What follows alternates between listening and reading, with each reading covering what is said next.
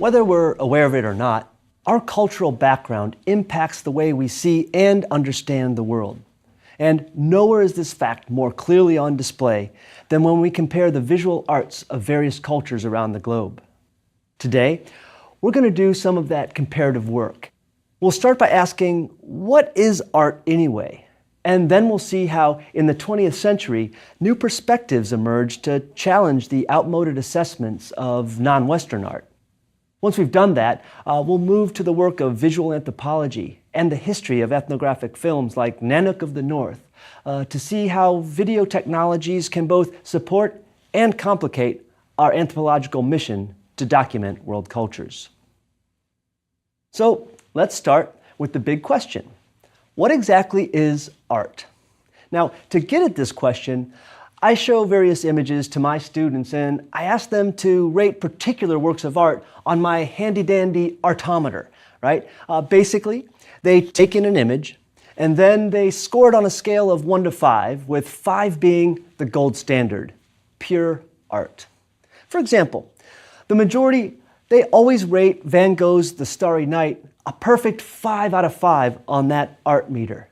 Now, then when I show them another classic like Gustave Courbet's The Artist's Studio, most students appreciate his sharp technical precision as a painter, but there are always some students who give Courbet slightly less than 5 out of 5, because to them it's not quite as arty as Van Gogh. They typically explain that Courbet's sharp realism, to them it's basically a straightforward objective photograph. They rate him lower because they're missing the vibrant and imaginative twist that they see in Van Gogh's Starry Night. Ultimately, my students do agree that some works are definitely art, just not as pure, not 5 out of 5 art. Andy Warhol's soup cans, they fall into this less than pure category of art. Same thing goes when I show them tourist art from West Africa, like a miniature bicycle sculpted out of wire and old pesticide cans. But to wrap up the exercise, I dropped the big one. A half-completed paint-by-numbers picture of like a snowy barn or a sailboat. And without fail, this painting, it gets the lowest ratings of all. Some of my students simply can't imagine giving anything but a 0 to a paint-by-numbers painting. At any rate, one of the lessons that usually comes out of the artometer exercise is that there's really not a clear line distinguishing art from non-art. You know, for those who penalize paint-by-numbers art, for them, art has a critical technical skills threshold that just has to be met. And if you have to paint by numbers, this group would say, you just don't have the technical chops to rank amongst the greats. But then, the folks who downgraded Courbet's realism because it was too representational, too much like a photograph, well, for them, art has a definitive creativity threshold. So Courbet, he may have the technical chops, but somehow the way he sees the world is less imaginative, less creative than the way other artists do. At least, that's what some critics would argue. So, the truth is, there just isn't a single definition of art. For some, it's about technical prowess, while for others, it's all about imagination. And then there are still different people who they might focus on message or level of abstraction, but the definition of art ultimately is like beauty. It's in the eye of the beholder. So the question, what is art? It's only grown thornier as anthropologists have expanded our cultural horizons, particularly over the 20th century, as we've learned more and more about cultural diversity. Western anthropologists and art historians, they've grappled with the way they should categorize non-Western art. And walking down the grand marble floors in our art museums, we Westerners, we've long felt at home with the familiar schools, like the Greco-Roman wing, the Renaissance collection, the neoclassical rooms, the Impressionists. But what about non-Western art? Well, when anthropologists and others first examined the art of the ancient Aztecs, or even the art of Africa more generally, they labeled it primitive art. But is this a helpful way to look at non-Western art?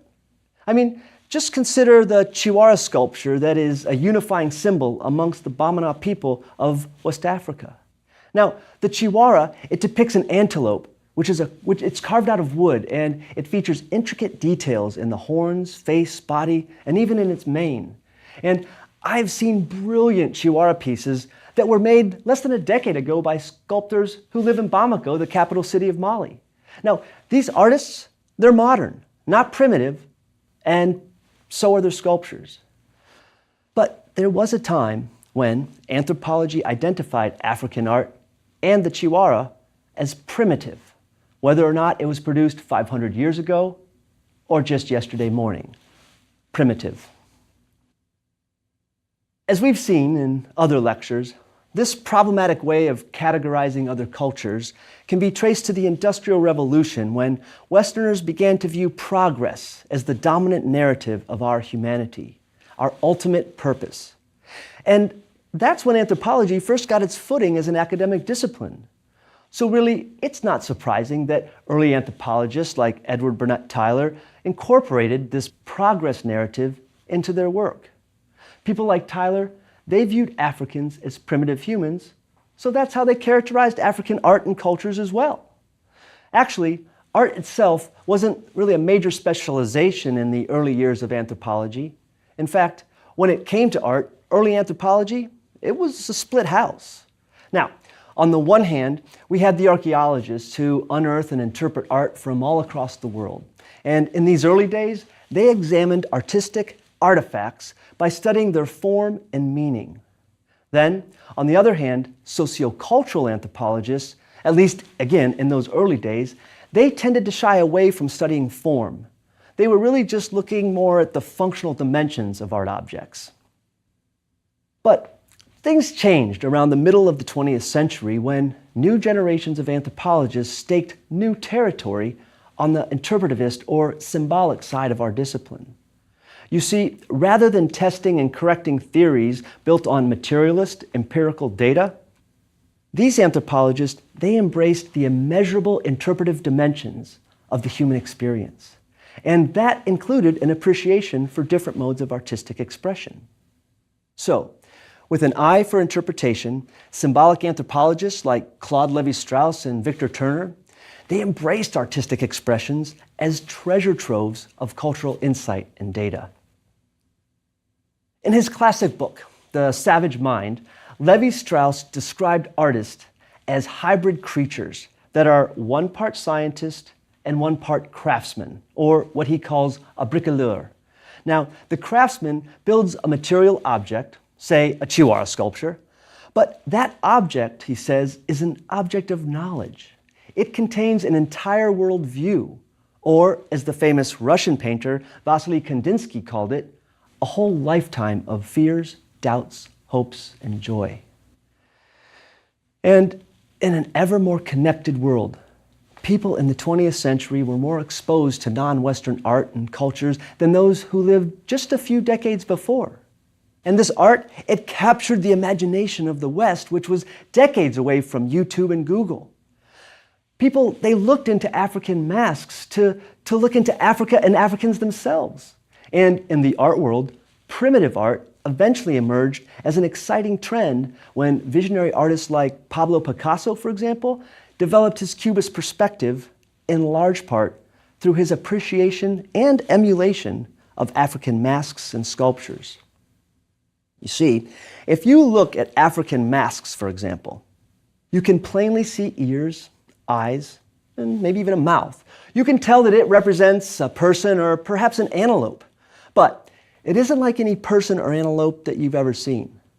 You know, from the elongated noses, the sharp geometric points for ears, and for the Chihuahua antelope, the head is bigger than the entire body.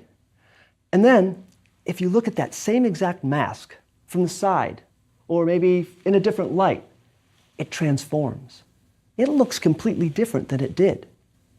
It's almost as if the carver created that mask using more than one set of eyes, more than a singular point of view, plural vision, if you will. Well, that's essentially the inspiration for Picasso's Cubism. All those strange shapes and forms, their multiple perspectives visualized at once. Duchamp's Nude Descending a Staircase, that's another great example. In it, we see a figure descending down a set of stairs, but in one glance, we see that figure at all moments of her descent, from start to finish, and simultaneously. Now, we'll leave the official definition of cubism for art historians, but from our anthropological approach, we can appreciate connections between the emergence of cubism and the rise of primitive art in the West. And once more, we need to ask, given that connection, given the influence of so-called primitive forms on Western art, is primitive really the word we should be using? Well, that question got answered in the late 20th century when primitive art as a museum-approved genre came of age, and then shortly after promptly went extinct. The extinction of the term primitive art, it occurred as anthropologists continued to expand the ways we were looking at art. Adding to the symbolic and interpretivist work of the mid-century, new research themes emerged to look at the sociocultural context of art, the politics of representation, and even the repatriation of art to places like Mali, Egypt, and Greece. Sociologist Howard Becker, he was a leading figure in this movement to understand art as a sociocultural process, not just as objects produced by artists. And in one of his most celebrated texts, Art Worlds, he reframes art as a cooperative network of everyone who participates in the production of it. Now, there's the artist, of course, but there's also the people who make and sell art supplies. There's the dealers, there's critics, there's consumers, installation experts, business managers, and the list goes on. But with social Darwinism subsumed by cultural relativity, anthropologists, they found it no longer tenable to classify non-Western art as primitive. That you are a sculpture isn't more primitive than the Mona Lisa, it's just from a different world. And as such, the idea of primitive art fell out of favor, and in its place, anthropologists and others now use geographic categories to describe what we once called primitive. So at the Met in New York, for example, the Rockefeller Wing now houses a collection called The Arts of Africa, Oceania, and the Americas. I mean, it has thousands of artifacts dating from 3000 BCE right through to the present. See, art is culturally, temporally, and geographically bound, but it's not primitive. And that's a major change since the origins of anthropology and the study of non-Western art. Through cultural relativity and symbolic and interpretivist methods, anthropologists discovered new ways to think about the human condition. Specifically, they created visual anthropology, an inclusive specialization that examines humanity by studying performance, media, and media technologies. Basically, they'll look at any visual representations from art to urban murals and just so much more. Perhaps the most well-known aspect of visual anthropology, at least for the general public, is ethnographic photography and film, doing anthropology with cameras, right? So as I promised at the outset, I'm going to pivot now from looking at the broader world of the visual arts to looking specifically at the visual work of anthropologists themselves. Since the early days of anthropology, researchers have used still and moving images to document and analyze culture. And in the evolution of ethnographic film, aided by remarkable developments in sound and camera technology, inspired anthropologists to incorporate progressively more and more of the emic perspectives of their research populations. You see, they were bringing a core lesson from early anthropologists like Bronislaw Malinowski, who trained his students to record ethnographic utterances, to record the words and the thoughts of your study community using, at least at first, their own exact words. Now, many saw additional advantages to the camera. I mean, even a grainy early film of a Zuni harvest festival dance would be far superior to a written account recorded by a visitor, right? I mean, after all, unlike other ways of recording culture, film captures body language and the environment surrounding whatever it is that's being filmed, whether that's a ritual, a performance, or really any aspect of daily life for that matter. Now, these are details we don't get from interviews, surveys, and other anthropological methods. there's something special about getting data on film. Well, maybe. I mean, sure, film can be an important tool in our anthropological kit, but let me add just one caveat. People often work on the assumption that a picture, whether it's still or moving, provides purely objective information. With a video camera, we can not only interview our research subjects, but we can record their actual responses, right down to their posture and the pitch of their voice, right? I mean, we get those voices and images directly from the study community. Pure, unadulterated data, right? Wrong. Yeah, there was a time when we thought that cameras don't lie, but in a Photoshop world, now we know much better. Take some of my Malian photography. I mean, I love taking photos of children. But, you know, those photos, they don't provide an unfiltered perspective. Let me explain. So, I'll be walking around doing something in the village when I turn the corner and come across an endearing scene of a young mother bathing a child in a bright pink plastic tub. You know, they're laughing and splashing, and with a big mango tree over there and a goat right behind them, the picture's perfect. So, I do what I'm supposed to. I greet them both and I ask, "May I please take your picture?" "Sure," they say. But, and this happens every single time, the mother, she goes running off into her hut, she changes into one of her best outfits, and then she wraps a beautiful scarf around her head.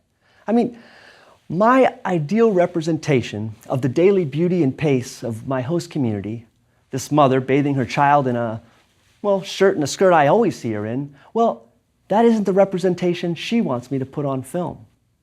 If we were simply chatting or maybe even recording our voices, the moment would have proceeded without that urgent costume change. But, kind of like working at home in your pajamas, when it's time to Skype your boss, you'd better at least change your shirt and check your hair. We all do this. The last time I was film teaching, for example, I put on a coat and tie. I mean, my students, they almost didn't recognize me, but the cameras were coming, I told them. I had to sharpen up. So that video shows real students in a real class, and it was the real lecture too, but I modified my performance and my appearance in a way that I wouldn't have on any other day. You see, that camera's presence, it changed my entire approach. We call that cinestance. The second a camera emerges, bang, cinestance. We act different than we would otherwise. Like, as if the whole world was watching, we tend to tighten things up for that camera. And as you can imagine, that's a challenge to visual anthropology. I mean, if we're using cameras to observe and record the way people live and think in their day-to-day lives, won't bringing a camera ruin everything? I mean, won't cinestance just kick right in, giving us an altered reality? Perhaps one with nicer than normal clothes, for example? Well, now that we've had our caveat about the assumed objectivity of film, let's close by examining how anthropologists have learned to deal with cinestance. We're going to review a few pivotal anthropology film classics that document the development of ethnographic film as a genre. And we'll see how our anthropological quest to accurately portray our research communities, it inspired more participatory and transparent approaches that eventually have us stepping in front of the lens and sometimes even handing over our cameras. Our brief ethnographic film festival begins with Nanak of the North. This 1922 film is the first major anthropology film, and it actually helped pioneer the documentary film genre. The filmmaker, Robert Flaherty, filmed episodes from the daily lives of Arctic people, and audiences, they loved this rare and close-up glance into Inuit life. Modern critics, however, they've critiqued Flaherty for leaving out all signs of modernity, focusing his lens only on the activities and scenes that emphasize the pre-modern living conditions of the Inuit. Now, despite the presence of his equipment, not to mention the modern conveniences to be found at the local trading post, Flaherty, he chose to show only scenes that portrayed an illusion of the pristine and so-called primitive state of Inuit people living off the frigid land. Now, This was well before the era of documentary film, so it's not surprising that Flaherty violated a few of the cardinal rules that would later define the genre. For example, the scenes and people he shares with the audience, they're not as authentic as you might expect. You see, he actually casted this film. The main star, Nanook, he is indeed a hunter, and we do see him harpooning a real seal, wrestling with a walrus, and even building remarkable igloos, including a small one just for his puppies. But his loving wives and adorable children, they weren't his own. Flaherty, he staged the family and their activities in order to capture Inuit life. But he exaggerated the remoteness and the pre-modern qualities of those daily lives. Now, Flaherty, he was open about this, and his stage scenes, they still mesmerized audiences nonetheless. So, seated in their velvety theater seats, his audience snacked on popcorn as Nanook and his family delivered an enthralling and a visually stunning peek into the stark way of life that they could hardly imagine. So, Nanook of the North remains a classic, despite the fact that it's anything but cinema verite. And it seems that Flaherty avoided the cinestance problem by just recruiting actors to film scenes of daily activities and family life in an igloo. And while it may be disappointing to learn that rainbow, that beautiful 4-month-old baby, isn't really Nanook's child, one still gets the feeling that we're seeing something genuine on that screen. I mean, there's a magical moment in the film where Nanook's children, they tumble with puppies on a soft, furry animal skin, and even knowing that that was a staged scene, the images, they just feel authentic. The tender parenting and the arduous physicality of daily life, they combine in a way that the viewer recognizes a common humanity in people that early anthropologists first classified as primitive. Flaherty's approach to visually recording and presenting Inuit life, well, it inspired countless documentary filmmakers, and among them were dozens and dozens of anthropologists. One of my former teachers, Napoleon Chagnon, and his film partner, Timothy Ash, they left a camera on during a rather violent fight they witnessed among a band of South American forest dwellers. Now, they edited that footage into an anthropological film titled The Axe Fight, which is now shown in hundreds of anthropology classes every year. Unlike Flaherty, Chagnon and Ash, they didn't stage an axe fight with local actors. Instead, the camera just sits there, drawn on a confusing scene accompanied by some terribly discomforting wails. You see, it was 1971, and Chagnon and Ash, they had just arrived in their Amazonian host village. And to their surprise, a fight broke out right before their eyes. Now, we learned that an enduring tension in the community, well, it boiled over when visitors from a neighboring community asked to be fed despite their refusal to help out in their host's gardens. Then, one of the visitors, a man, he actually beats a woman who has refused to give him food from her garden. Now, distraught, she screams and is then comforted by her family while her brother and husband settle this dispute, first with clubs and then with axes and machetes. But it's not as gory as it may sound. Only one man is hurt, and there isn't much fighting because people intervene, placing themselves between these two groups. The gravity of the episode neutralized the cinestance factor, but the filmmakers did something else to deliver an authentic representation of this axe fight. Chagnon and Ash, they captured about 10 minutes of this half-hour episode, and for their final film, they show the footage 4 times in a row. First, they show an unedited version with sound. Now, you can hear some comments by the filmmakers as they were filming, but there's no narration or explanation, really, of what we're seeing. Okay? Then there's the second version, and in that second version, Chagnon's voice explains what's happening, including his own original confusion about what was going on. Then, in that third version, the filmmakers, they diagram the lineages and families involved in the fight, and this presentation makes it clear that we're witnessing one episode of a long enduring conflict. Then, last, Chagnon and Ash, they present an edited version of the fight, which transparently illustrates how the filmmaker's own cultural point of view is at work when we're making ethnographic films. In a sense, they're showing their work.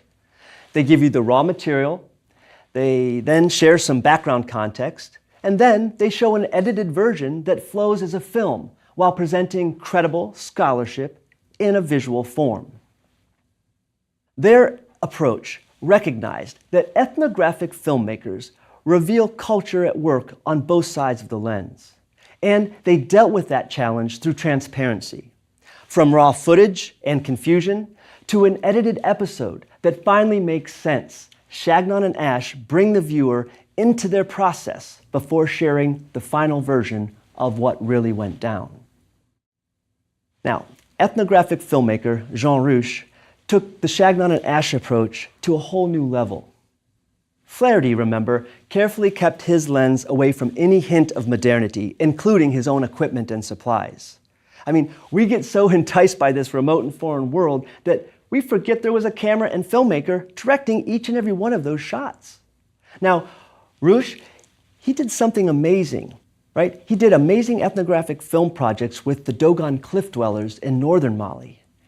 And he never lets you forget we're seeing a constructed scene.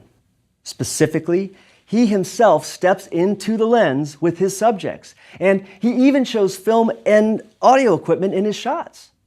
You know, it's like on Saturday Night Live. Sometimes the boom mic, right, it kind of messes up the frame and we see that thing poke right into the top of the frame. Well, Jean Rouch, he wanted that mic scene. For the viewer and the participant, Rouch felt that we can't avoid cinestance. So, if you can't beat it, join it, accept it, make it part of the story. His approach was a logical first step to what we now call participatory video and photography. Participatory visual approaches are now quite common in anthropology today. These ethnographic encounters, they place photography and video equipment into the hands of research populations themselves, who then visually reveal their attitudes and worldview with images instead of words. I did this once with my Malian friends. I gave them cameras to document our visit to an agricultural research station. And seeing the station through their eyes helped me see what mattered to them. They took pictures of some interesting types of sorghum that they had never seen before.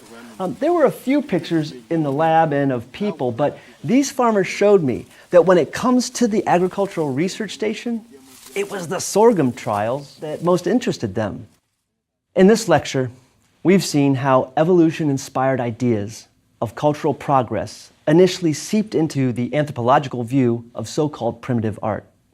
And this is consistent with what we've seen in other lectures, from religion to family structure to human sexuality and even artistic expression, or just about any other facet of human diversity. Anthropology was initially rooted in social Darwinism. We saw non-Western people as primitive, as a sharp binary opposite to the modernity of the West.